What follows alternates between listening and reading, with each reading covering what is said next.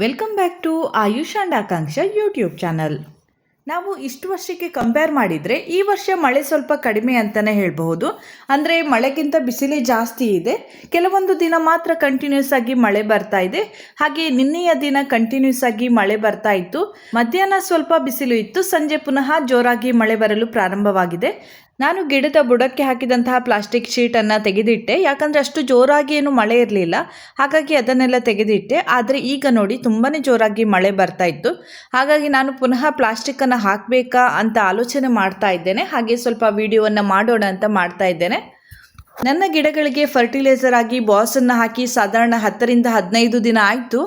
ಹಾಗಾಗಿ ಇವತ್ತು ಇನ್ನೊಮ್ಮೆ ನಾನು ಬಾಸನ್ನೇ ಹಾಕ್ತೇನೆ. ಹಾಗೆಯೇ ನಾನು ಬಾಸನ್ನು ಯಾವ ರೀತಿಯಲ್ಲಿ ಹಾಕ್ತೇನೆ ಅಂತ ನಿಮಗೆ ವಿಡಿಯೋ ಮಾಡಿ ತೋರಿಸೋಣ ಅಂತ ಈ ವಿಡಿಯೋವನ್ನು ಮಾಡ್ತಾ ಇದ್ದೇನೆ. ಬಾಸ್ ಅನ್ನುವಂತಹ ಫರ್ಟಿಲೈಸರನ್ನು ನಾನು ಫರ್ಟಿಲೈಸರ್ ಶಾಪಿಂದ ತಂದಿದ್ದು. ಅದು ಆರ್ಗ್ಯಾನಿಕ್ ಅಂತ ಹೇಳ್ತಾರೆ. ಹಾಗಾಗಿ ನಾನು ಅದನ್ನೇ ಚೂಸ್ ಮಾಡಿ ನಾನು ನನ್ನ ಗಿಡಕ್ಕೆ ಹಾಕ್ತಾ ಇದ್ದೇನೆ. ಅದನ್ನು ನಾನು ಮಳೆಗಾಲದಲ್ಲಿ ಮಾತ್ರ ಹಾಕ್ತೇನೆ. ಬೇರೆ ಬೇಸಿಗೆಯಲ್ಲಿ ಹಿಂಡಿಗಳನ್ನೆಲ್ಲ ಹಾಕ್ತೇನೆ. ಬಾಸ್ ಅಂದರೆ ಈ ರೀತಿಯಾದ ಒಂದು ಪ್ಯಾಕೆಟ್ನಲ್ಲಿ ಬರ್ತದೆ. ಅದು ಕಾಳು ಕಾಳು ರೀತಿಯಾದ ಒಂದು ಫರ್ಟಿಲೈಸರ್ ಅಂತ ಹೇಳಬಹುದು. ಇದು ಎಲ್ಲ ರೀತಿಯ ವೆಜಿಟೇಬಲ್ಸ್ಗಳಿಗೂ ಕೂಡ ಹಾಕಬಹುದು. ಹೂವಿನ ಗಿಡಕ್ಕೂ ಕೂಡ ಒಳ್ಳೆಯ ಒಂದು ರಿಸಲ್ಟನ್ನು ನೀಡ್ತದೆ. ಹಾಗೆ ನಾವು ಗಿಡಕ್ಕೆ ಇದನ್ನು ಹಾಕುವ ಮೊದಲು ನೋಡಿ ಈ ರೀತಿಯಾಗಿ ಗಿಡದ ಬುಡವನ್ನು ಸ್ವಲ್ಪ ಬಿಡಿಸಿಕೊಳ್ಬೇಕಾಗ್ತದೆ. ಮಳೆಗಾಲದಲ್ಲಿ ನಾವು ಗಿಡದ ಬುಡವನ್ನು ಬಿಡಿಸಿದಾಗ ನೋಡಿ ಈ ರೀತಿಯಾಗಿ ಉದುರು ಆಗಿರಬೇಕು, ಅಂಟಂಟಾಗಿರಬಾರ್ದು. ಅಂಟಂಟಾದ ಒಂದು ಮಣ್ಣು ನಿಮ್ಮ ಗಿಡದ ಬುಡದಲ್ಲಿ ಇದ್ದರೆ ಆ ಗಿಡಗಳು ಹಾಳಾಗಬಹುದು. ಹಾಗಾಗಿ ಸ್ವಲ್ಪ ಜಾಗ್ರತೆಯಿಂದ ಆ ಗಿಡಗಳನ್ನು ನೋಡಿಕೊಳ್ಬೇಕಾಗ್ತದೆ. ನೋಡಿ ನಾನು ಇಲ್ಲಿ ಮೇಲ್ಪದರದ ಮಣ್ಣನ್ನು ಬಿಡಿಸಿಕೊಂಡಿದ್ದೇನೆ.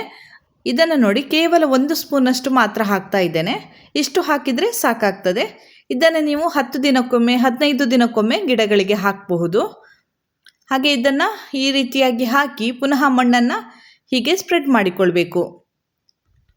ನಾನು ಗಿಡದ ಬುಡಕ್ಕೆ ಹಾಕಿದಂತಹ ಪ್ಲಾಸ್ಟಿಕ್ಕನ್ನು ತೆಗೆದು ಸಾಧಾರಣ 1 ವಾರ ಆಗಿರಬಹುದು.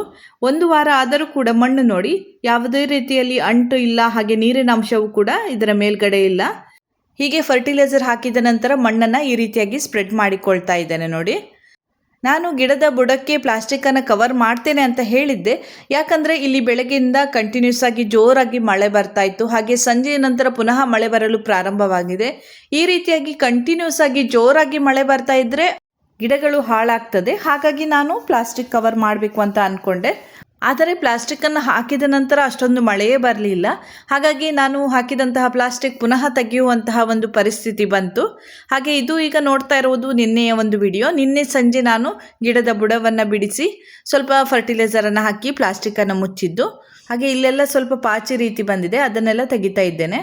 ಅದನ್ನೆಲ್ಲ ಕೈಯಲ್ಲಿ ತೆಗಿಲಿಕ್ಕೂ ಆಗ್ತದೆ, ಹಾಗೆ ಬಟ್ಟೆಯ ಸಹಾಯದಿಂದನೂ ಕೂಡ ತೆಗಿಬಹುದು. ಈ ರೀತಿಯಾಗಿ ಎಲ್ಲ ಗಿಡದ ಬುಡವನ್ನು ಬಿಡಿಸಿಕೊಂಡು ನಾನು ಬಾಸನ್ನು ಹಾಕಿದ್ದೆ. ಹಾಗೆ ನಾನು ಇದರ ಜೊತೆಗೆ ಎಪ್ಸಮ್ ಸಾಲ್ಟ್ ಹಾಗೆ ಬೋನ್ ಮೀಲ್ ಪೌಡರನ್ನು ಹಾಕಬೇಕು ಅಂತ ತುಂಬಾ ಹುಡುಕಿದೆ, ನನಗೆ ಸಿಕ್ಕಿರಲಿಲ್ಲ. ಈಗ ಆನ್ಲೈನಲ್ಲಿ ಬುಕ್ ಮಾಡಿದ್ದೇನೆ. ಅದು ಬಂದ ತಕ್ಷಣ ನಾನು ನನ್ನ ಗಿಡಗಳಿಗೆ ಹಾಕ್ತೇನೆ. ಹಾಗೆ ಬೋನ್ ಮೀಲ್ ಪೌಡರ್ ಬಗ್ಗೆ ಹೇಳಬೇಕಾದ್ರೆ ನೀವು ತುಂಬ ಏನೋ ಹಾಕಲಿಕ್ಕೆ ಹೋಗಬೇಡಿ, ಸ್ವಲ್ಪವೇ ಹಾಕಬೇಕು. ನಾನು ಇಲ್ಲಿ ಬಾಸನ್ನು ಎಷ್ಟು ಪ್ರಮಾಣದಲ್ಲಿ ಹಾಕಿದೆ ನೋಡಿ ಅಷ್ಟೇ ಪ್ರಮಾಣದಲ್ಲಿ ಹಾಕಿ. 1 ಸ್ಪೂನ್ನಷ್ಟು ಹಾಕಿದರೆ ಸಾಕು. ಅದು ಕೂಡ ಮಣ್ಣಿನ ಒಳಗಡೆ ಹಾಕಬೇಕು.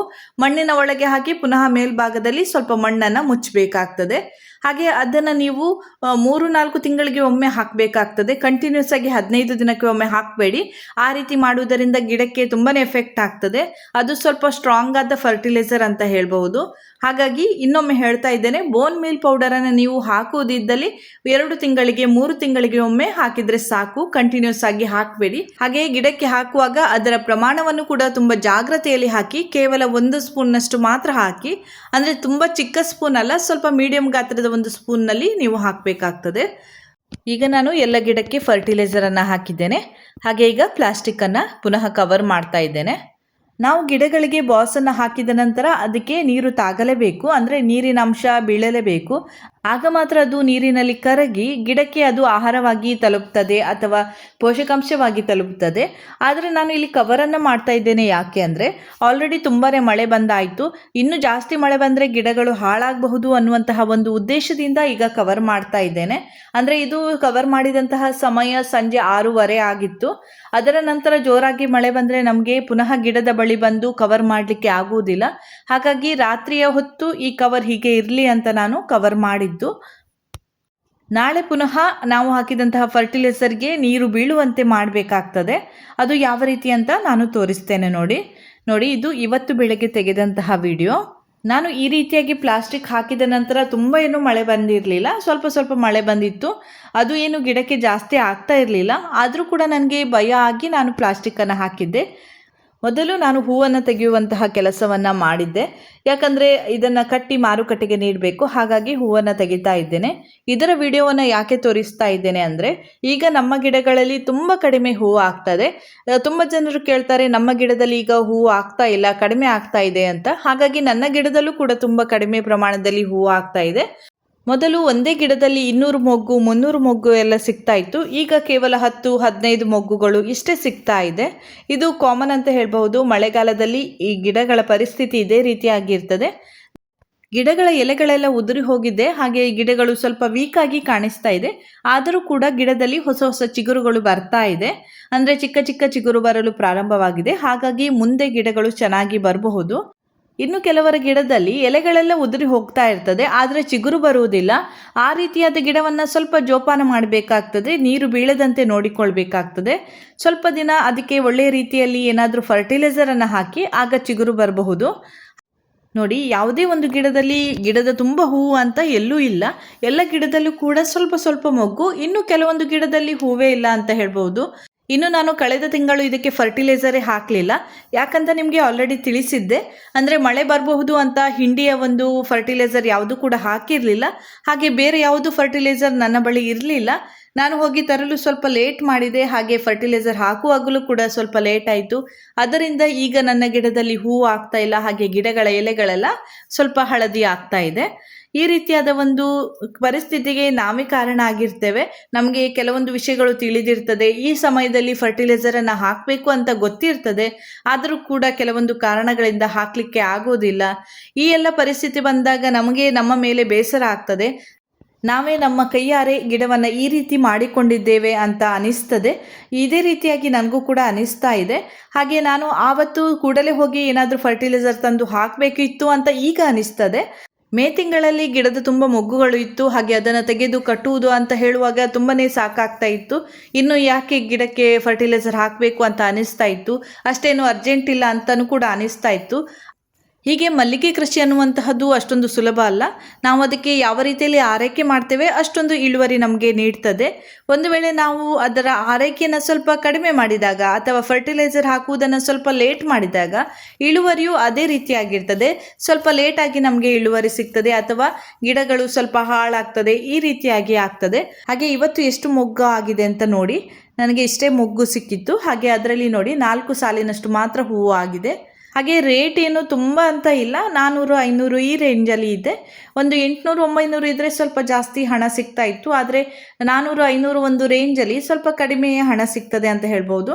ಈಗ ನಾನು ಹೂವನ್ನು ಕಟ್ಟಿದ ನಂತರ ಪುನಃ ಗಾರ್ಡನ್ಗೆ ಬಂದಿದ್ದೇನೆ. ಇಲ್ಲಿ ನಾನು ಯಾಕೆ ಬಂದಿದ್ದೇನೆ ಅಂದರೆ, ನಿನ್ನೆ ನಾನು ಪ್ಲಾಸ್ಟಿಕ್ ಕವರನ್ನು ಹಾಕಿದ್ದೆ. ನಾನು ಹಾಕಿದ ಫರ್ಟಿಲೈಸರ್ಗೆ ನೀರು ಬೀಳಲಿಲ್ಲ. ಹಾಗಾಗಿ ನಾನು ಈಗ ಆ ಪ್ಲಾಸ್ಟಿಕ್ಕನ್ನು ಸ್ವಲ್ಪ ತೆಗಿತೇನೆ. ಹಾಗೆ ಅದರಲ್ಲಿರುವಂತಹ ನೀರನ್ನು ನಾನು ಹಾಕಿದ ಫರ್ಟಿಲೈಸರ್ ಮೇಲೆ ಹಾಕ್ತೇನೆ. ನೋಡಿ, ಪ್ಲಾಸ್ಟಿಕ್ ಮೇಲೆ ಸ್ವಲ್ಪ ನೀರು ನಿಂತಿದೆ, ಮಳೆ ಬಂದಂತಹ ನೀರು. ಅದನ್ನೇ ನಾನು ಇಲ್ಲಿಗೆ ಹಾಕ್ತೇನೆ. ನೋಡಿ, ಈ ರೀತಿಯಾಗಿ ಹಾಕ್ತಾ ಇದ್ದೇನೆ. ಈಗ ಫರ್ಟಿಲೈಸರ್ ಮೇಲೆ ನೀರು ಬಿದ್ದಿದೆ, ಅದು ಸ್ವಲ್ಪ ಕರಗಲು ಪ್ರಾರಂಭವಾಗ್ತದೆ. ಹಾಗೆ ನಾನು ಈಗ ಪ್ಲಾಸ್ಟಿಕ್ಕನ್ನು ಈ ರೀತಿಯಾಗಿ ಓಪನ್ ಇಡ್ತೇನೆ. ಇವತ್ತು ಕೂಡ ಜಾಸ್ತಿ ಏನು ಮಳೆ ಬರಲಿಕ್ಕಿಲ್ಲ, ಹಾಗಾಗಿ ನಾನು ಪ್ಲಾಸ್ಟಿಕ್ಕನ್ನು ಓಪನ್ ಇಟ್ಟಿದ್ದೆ. ಹಾಗೆ ನೋಡಿ, ಇಲ್ಲಿ ಸ್ವಲ್ಪ ಪಾಚಿ ಸ್ವಲ್ಪ ಜಾಸ್ತಿ ಕಾಣಿಸ್ತಾ ಇದೆ. ಅದನ್ನು ನಾವು ಈ ರೀತಿಯಾಗಿ ಮಾಡಿದಾಗ ಅದು ಸುಲಭದಲ್ಲಿ ಬರ್ತದೆ. ಅಂದರೆ ಸ್ವಲ್ಪ ಮಳೆ ನೀರು ಕೂಡ ಬೀಳ್ತದೆ, ಹಾಗೆ ಬಿಸಿಲು ಕೂಡ ಬೀಳ್ತಾ ಇದೆ. ಹಾಗಾಗಿ ನೋಡಿ, ತುಂಬ ಈಸಿಯಾಗಿ ಇದನ್ನೆಲ್ಲ ತೆಗಿಬಹುದು. ಆದರೆ ಎಲ್ಲೆಲ್ಲಿ ಚಿಗುರು ಬಂದಿದೆ ಅಂತ ಸ್ವಲ್ಪ ನೋಡಿಕೊಂಡು ನೀವು ತೆಗಿಬೇಕಾಗ್ತದೆ. ನನಗೆ ಇಲ್ಲಿ ಒಂದು ಪೇಪರ್ ಸಿಕ್ಕಿತ್ತು, ಹಾಗಾಗಿ ನಾನು ಪೇಪರಿಂದ ತೆಗಿತಾ ಇದ್ದೇನೆ. ನಿಮ್ಮಲ್ಲಿ ಸಾಫ್ಟ್ ಆದ ಒಂದು ಬಟ್ಟೆ ಇದ್ದರೆ ಅದರಲ್ಲಿ ತೆಗೆದರೆ ತುಂಬ ಈಸಿಯಾಗಿ ತೆಗಿಬಹುದು.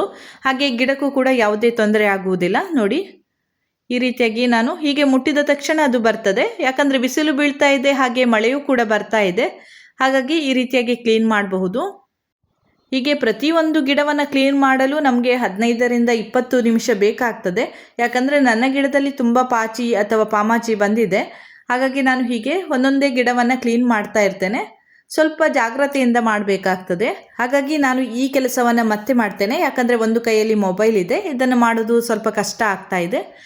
ಹಾಗೆ ಈಗ ನಾನು ಎಲ್ಲ ಗಿಡದ ಬುಡದ ಒಂದು ಪ್ಲಾಸ್ಟಿಕ್ಕನ್ನು ಸ್ವಲ್ಪ ತೆಗೆದು ಇಡ್ತೇನೆ. ನೋಡಿ, ಇದರಲ್ಲಿ ನೀರು ನಿಂತಿದೆ. ತುಂಬ ಏನು ಮಳೆ ಬರಲಿಲ್ಲ, ಆದರೂ ಕೂಡ ಇಷ್ಟು ನೀರು ನಿಲ್ತಾ ಇದೆ ನೋಡಿ. ಇದು ನಿನ್ನೆ ಗಿಡದ ಬುಡಕ್ಕೆ ಬಿದ್ದರೆ ಅದು ಸ್ವಲ್ಪ ಗಿಡಕ್ಕೆ ಜಾಸ್ತಿಯೇ ಆಗ್ತಾ ಇತ್ತು. ಈಗ ಮಣ್ಣು ಸ್ವಲ್ಪ ಡ್ರೈ ಆಗಿದೆ, ಹಾಗಾಗಿ ಈಗ ನೀರು ಬಿದ್ದರೆ ಯಾವುದೇ ಸಮಸ್ಯೆ ಆಗೋದಿಲ್ಲ.